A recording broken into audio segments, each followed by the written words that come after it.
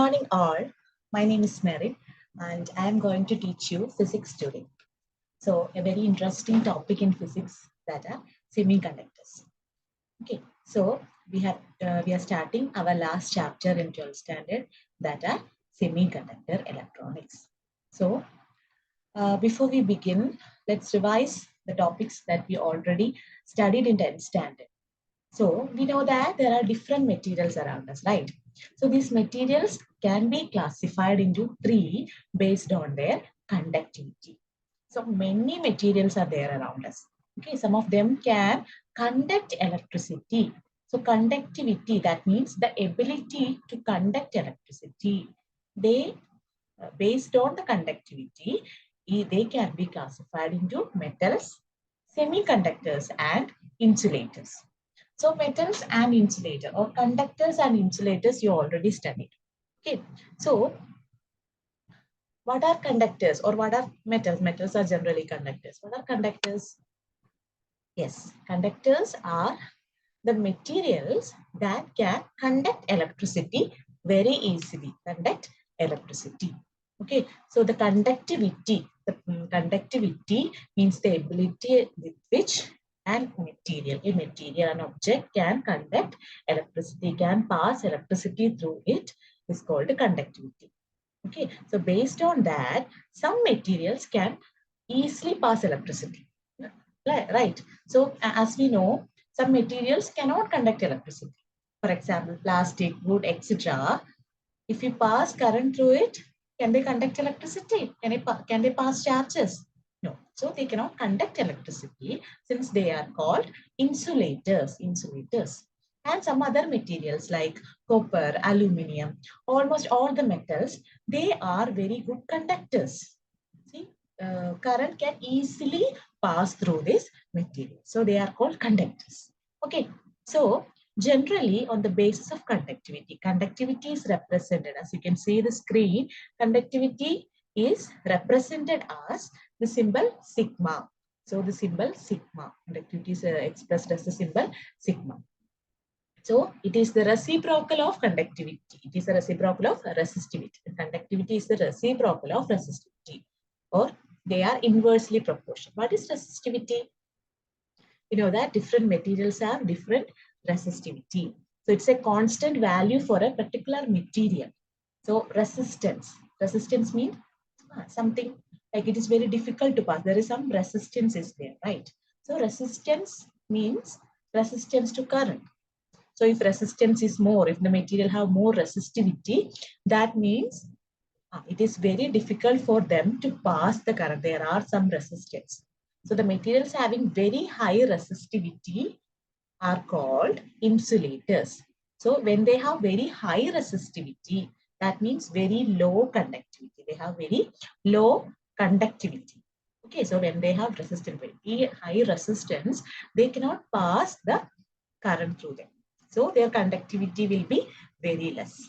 Okay, so this rho is the term that is denoted for resistivity, and sigma is for conductivity. So they are inversely proportional to each other. When one is big, one is low. When one increases, one decreases. Okay, so the conductivity sigma is equal to 1 by rho, or the rho is equal to 1 by sigma. As we can see, for example, aluminium as shown in the screen. Aluminium is a metal, and metals have high conductivity and it have low resistivity. They can conduct electricity very easily, but their resistivity will be very low. The range of the both are given. Okay. Next, we know that the another classification is insulators. So what is insulator? What will be insulators? Yes. So what will be insulators?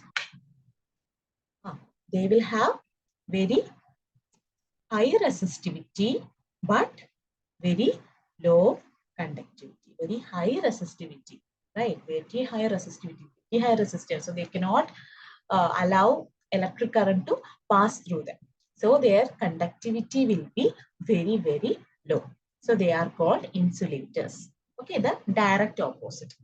So there is something that is in between conductors and insulators. You might have probably heard this term semiconductors. We are using semiconductors in many applications in our daily life now.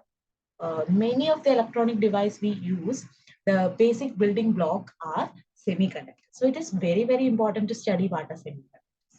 So as the term denotes semi, it can partially conduct electricity.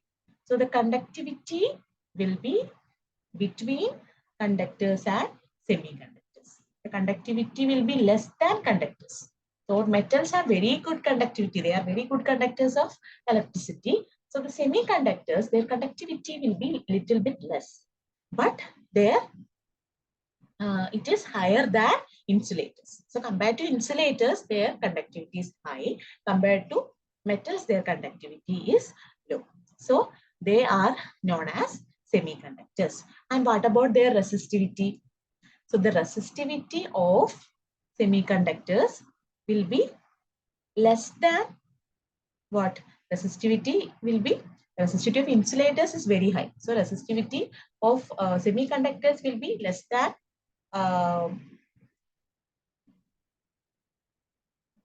conductors, less than insulators, but greater than conductors. Conductors have very low resistivity. That's why they can pass electric current. Semiconductors have more resistivity compared to conductors. Okay, so resistivity at both rho and sigma, both are in between conductors and insulators. So they are called semiconductors. Okay, clear? This much clear, I think. So now we have seen what is the difference between metal semiconductors and insulators in terms of their resistivity and conductivity. There is one more thing that is called energy band. So you might be familiar with energy, but energy band. Don't worry, we will discuss more about energy band. So this conductors, insulators, and semiconductors, all these three materials also, they have some energy band. So, and these three have different energy bands. So all these things we will be discussing in next class.